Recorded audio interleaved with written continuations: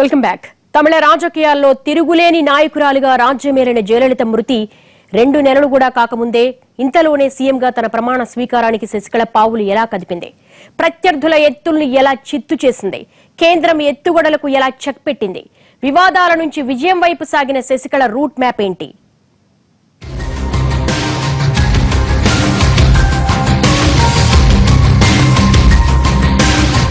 తమిళనాడు సీఎంగా శశికళ అన్న వార్త చూసిన ప్రజలు ఆశ్చర్యపోయి ఉండొచ్చేమో కానీ అన్నాడీఎంకే నేతలకు మాత్రం ఇది పెద్దగా ఆశ్చర్యం కలిగించలేదు. ఎందుకంటే ఎప్పటికైనా జరిగేది ఇదే అని వాళ్లకు కూడా తెలుసు. తమిళనాట అన్నాడీఎంకే ప్రభుత్వం మరోసారి అధికారం చేపట్టి ఇంకా ఏడాది కూడా పూర్తి కాలేదు. కానీ అంతలోనే అనారోగ్యంతో జయలలిత కన్నుమూశారు.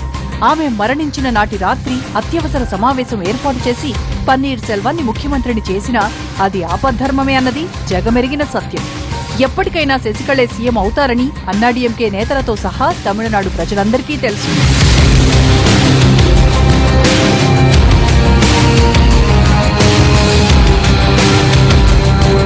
కానీ అది ఇంత త్వరగా అన్నది మాత్రం ఎవరూ ఊహించలేదు. ఇప్పుడు శశికళ సీఎం ప్రమాణ స్వీకారానికి 6వ తేదీన నిర్ణయించిన ముహూర్తం ఏదో హడావిడిగా నిర్ణయించింది కాదు. జ్యోతిష్య పండితులు నెల కిందటే చిన్నమ్మ జాతకం పరిశీలించి గ్రహాలు అనుగ్రహాలు లెక్కించి నిర్ణయించింది. అంటే శశికళ తన ప్రమాణ స్వీకారానికి ఎప్పటి నుంచి పావులు కదుపుతున్నారన్నది అర్థమైంది. అధికారం, ఆధిపత్యం, రాజకీయాల్లో ఈ రెండే ఎవరికైనా పరమావధి. దశాబ్దాలుగా రాజకీయాల్లో చక్రాలు తిప్పేది కూడా ఇందుకే. తమిళనాడులో కూడా ఇన్నాళ్లు ఇదే జరిగింది. అమ్మ మరణం తర్వాత వారం తిరక్కముందే అన్నాడీఎంకేలో ఆధిపత్య రాజకీయాలు తెరపైకి వచ్చాయి. ఇక అక్కడి నుంచి అన్ని వ్యూహాత్మక రాజకీయాలే నడిచాయి. ఇప్పుడు కూడా అవే వ్యూహాలు గెలిచాయి. అమ్మ మరణం తర్వాత అన్నాడీఎంకే అనుచర గణమంతా చిన్నమ్మ ముందు సాగిలపట్టంతో పన్నీర్ సెల్వం పదవి 3 నాళ్ల ముచ్చటే అనుకున్నారు. పోయస్ గార్డెన్ నుంచి చిన్నమ్మ పావులు కదుపుతుంటే పన్నీర్ పాలిటిక్స్ ఢిల్లీ రూట్లో కదిలాయి. అప్పటి వరకు అమ్మతో పాటు చిన్నమ్మకు కూడా వీర విధేయుడిగా ఉన్న పన్నీర్ సెల్వం ఆపై కాస్తంత నిటారుగా నిలబడేందుకు ప్రయత్నించాడు. ఆయన ఢిల్లీ వెళ్లొచ్చిన కారణం ఏదైనా సరే ఆ తర్వాత చోటు చేసుకున్న పరిణామాలు చిన్నమ్మ పెత్తనాన్నే ప్రశ్నించాయి. ఆపై సీఎస్ రామ్మోహన్ రావు, అమ్మకి సన్నిహితుడు శేఖర్ రెడ్డి ఇంటిపై ఐటీ దాడులతో అన్నాడీఎంకే రాజకీయాలు శశికళ వర్సెస్ పన్నీర్గా సాగాయి.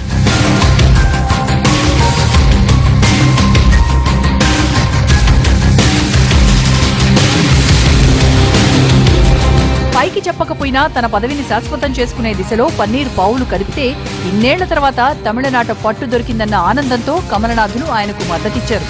కానీ చివరికి తమిళ రాజకీయాల్లో తరతరాలుగా కొనసాగుతున్న వ్యక్తి కేంద్ర సూత్రమే నెగ్గింది. పన్నీర్ సెల్వం బయట నుంచి కథ నడిపించడానికి ప్రయత్నిస్తే చిన్నమ్మ మాత్రం పోయస్ గార్డెన్ నుంచే చదరంగం ఆడింది. మొత్తంగా ఇల్లు కదలకుండానే పార్టీ ప్రధాన కార్యదర్శి బాధ్యతల్ని పన్నీర్ సెల్వమే తన కాళ్ల దగ్గరకు వచ్చి ఇచ్చేలా చేసుకోవడంలో సక్సెస్ అయింది. అక్కడి నుంచి తమిళ రాజకీయాలు జల్లికట్టు మీదకు మళ్లటంతో ఈ గ్యాప్లో తన ఆటను స్పీడప్ చేసింది. నిజానికి అమ్మ మరణం తర్వాత పన్నీర్ సెల్వం ఆట మొదలు పెట్టి ఏడాది ముందు నుంచే చిన్నమ్మ గ్రౌండ్ ప్రిపేర్ చేసుకుంది. దీంతో ఫైనల్ గా అన్నాడీఎంకే పార్టీలో ఏం చేయాలో అదే చేస్తున్నారు.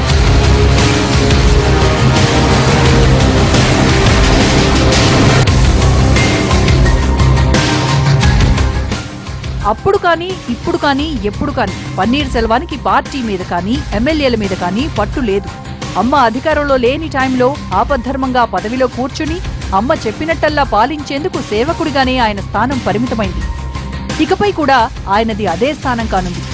గడిచిన నెల రోజుల్లో పన్నీర్ సెల్వం పాలన మీద, జల్లికట్టు మీద ఫోకస్ పెడితే నైస్ గా పార్టీలో వాళ్ళందరినీ తన వైపు తిప్పుకుని బలం పెంచుకుంది శశికళ. నిజానికి 2016 ఎన్నికల్లోనే తనవాళ్లుగా చెప్పుకునే వారికి భారీగా టికెట్లిచ్చి తన ప్రభావాన్ని పెంచుకున్న శశికళ వాళ్ల అండతో మిగిలిన వాళ్లను కూడా తన వైపు తిప్పుకుంది. అదే ఇప్పుడు పార్టీలో ప్రతిబింబించింది.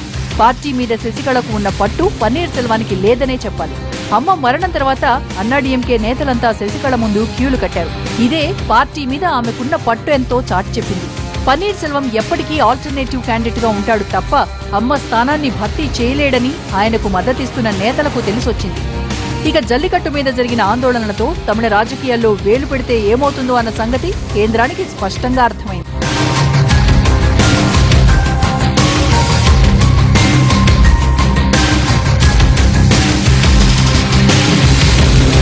తమిళ రాజకీయాల్లో పట్టు కోసం పాకులాడుతున్న బీజేపీ నేతలు అమ్మ లేని సమయాన్ని అవకాశంగా తీసుకుందామనుకున్నారు. పన్నీర్ సెల్వాన్ని ప్రతినిధిగా ఉంచి రిమోట్ రాజకీయాలకు తెరలేపారు. కానీ దీనిని కూడా శశికళ ముందే పసిగట్టి పై ఎత్తులు వేశారు. ఓఎస్ గార్డెన్ నుంచి అడుగు బయట పెట్టకుండానే పావులు కదిపారు. చిన్నమ్మ చతురతతో అన్నాడీఎంకే పార్టీ మీద పట్టు సాధించడం ఎంత కష్టమో కేంద్రానికి తెలిసొచ్చింది. ఆపై జల్లికట్టు ఉద్యమ స్ఫూర్తితో తమిళ రాజకీయాలపై పట్టు సాధించడం ఇంకెంత కష్టమో తెలిసొచ్చింది. పైగా ఇప్పుడు 5 రాష్ట్రాల ఎన్నికల్లో బిజీగా ఉండటంతో కేంద్రం నుంచి పన్నీర్ సెల్వానికి పెద్దగా మద్దతు కూడా దొరకలేదు.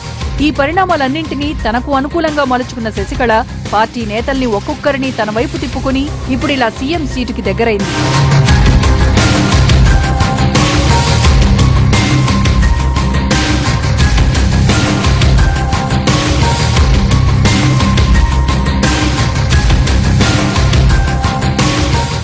ఇలా పార్టీలో సీనియర్లకు కూడా పదవులు ఎరవేసి తన క్వార్టరీలోకి తెచ్చుకుంది. ఇప్పటికే 23 మంది పార్టీలో సీనియర్ లీడర్లను పదవుల్లో నియమించింది.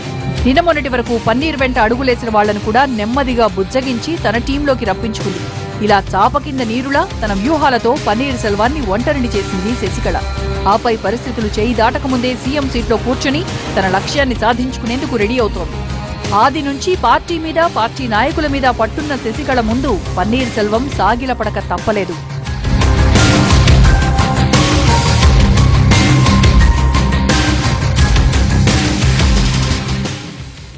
భవిష్యత్తులో ఎదురయ్యే అడ్డంకులను ఎలా ఎదుర్కొంటారు?